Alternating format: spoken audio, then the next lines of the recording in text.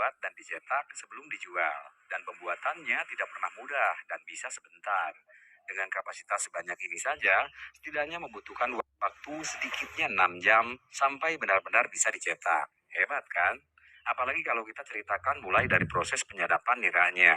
Wah, bisa jadi film dokumenter nggak sih? Kenapa ini kita highlight? Karena pekerjaan membuat gula aren murni ini sebetulnya sudah banyak ditinggalkan. Jika masih ada pun, pemainnya rata-rata diisi oleh pemain-pemain sepuh. Tapi siapa sangka, di tempat kita tinggal ternyata masih ada pelaku yang masih bisa dibilang muda. Mudah-mudahan nanti ada lagi penerus-penerus yang lain ya. Karena memproduksi gula aren secara tradisional merupakan warisan budaya kita. Bantu tawarkan. Malah saya secara pribadi akan mencoba pesan produk selain gula aren batangan seperti ini. Seperti gula semut yang nyatanya punya nilai ekonomis lebih tinggi dibanding gula cetaknya. Mereka ini tahu tentang gula semut, tapi paham secara detail pembuatannya belum memadai. Jadi praktek yang nanti kita rencanakan, kita jadikan sebagai sarana belajar. Bagaimanapun hasilnya kita beli. Karena bentuk usaha apapun, kuncinya tetap di pemasaran.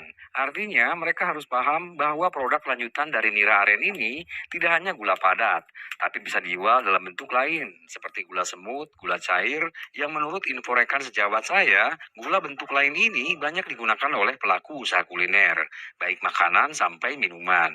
Bahkan jika kalian mau saya ajak berpikir liar, nira ini bisa kita olah sebagai alkohol, yang pasarnya tentunya sudah beda lagi, seperti untuk disinfektan, bahan bakar ramah lingkungan, atau karena alkohol yang dibuat ini adalah edible, bisa kita ekspor ke negeri yang memang doyan hal seperti itu ya. Oke lah, itu terlalu jauh. Yang jelas jangan mau kalah sama pengusaha luar, yang tanam aren secara intensif di negeri kita sendiri berhektar-hektar.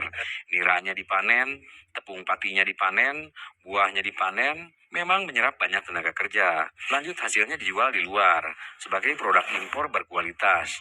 Tapi keuntungan yang paling besar larinya kemana? Nah itulah yang tidak kita tahu. Sebagian besar pasti berpendapat bahwa pikiran-pikiran semacam ini terlalu muluk untuk diwujudkan. Tapi nyatanya, ada orang yang bisa berubah menjadi besar karena keberaniannya bermimpi besar.